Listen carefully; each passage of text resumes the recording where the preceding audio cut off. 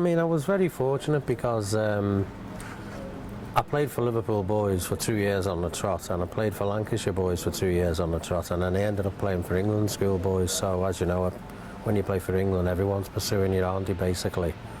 But I'd always, wanted to play for Everton. I mean, I was lucky enough again playing for Liverpool schoolboys. We had actually played on Goodison a couple of times before I actually, made my mind to, well, Everton wanted me to join them.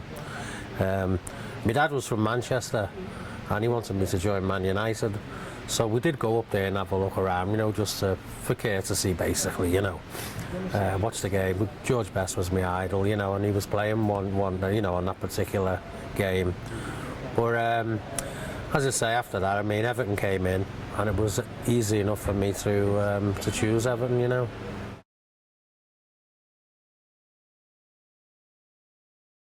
And I made my debut under Billy Bingham, 1974. Billy had put me in. I went on a pre-season tour to them of Athens a year or two earlier, and Billy gave me my chance, in '74, and that's when I made my debut, basically. With Harry Catterick, he was more of a man who'd stay in the office. Like the coaches today, they're out on the field with the players, and Shankly was in them days, wasn't he? Catterick wasn't like that. But Billy Bingham was more of a man who'd be out giving you all the tactics and everything. Two different types of coaches, but so, all together.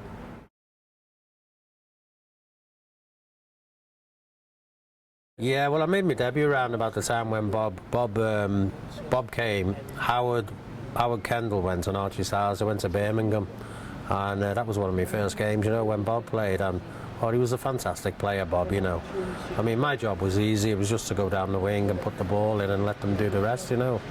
But great experience playing with those guys. But there was so many good guys here at Everton. It was you look at School of Science, Ball, Kendall, Harvey. Got to play against them in practice matches. We knew, they knew my name on first term basis. Just fantastic players, all idols. West, LeBone, Morrissey, Jimmy Husband, all sorts of players there. If you must know the great players of the past.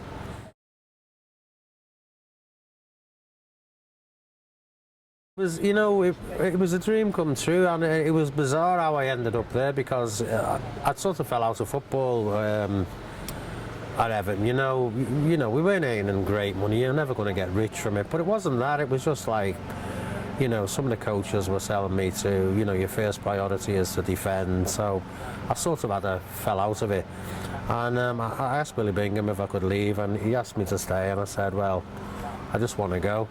And about 2 weeks later, I got a call out the blue from a guy. Do you want to come and play in America? I thought, well, I'll give it a go, you know what I mean? And next minute, I'm playing in Miami with Chris Lawler from Liverpool was playing in the team I was playing, and a lad, Jim Holton from Man United, big centre half. But the most important thing was the guys who we were playing against, me boyhood idols. Got to play against George Best, Pele, Eusebio, Franz Beckenbauer, Rodney Marsh was out there, Stanley Bowles. It was just like, it's like I was in a dream world, to be honest with you. And okay, they were finishing the end of their careers, but they were still fantastic players, you know what I mean? The LA one was mind-blowing, and Beckenbauer, they both played for the same team, didn't they?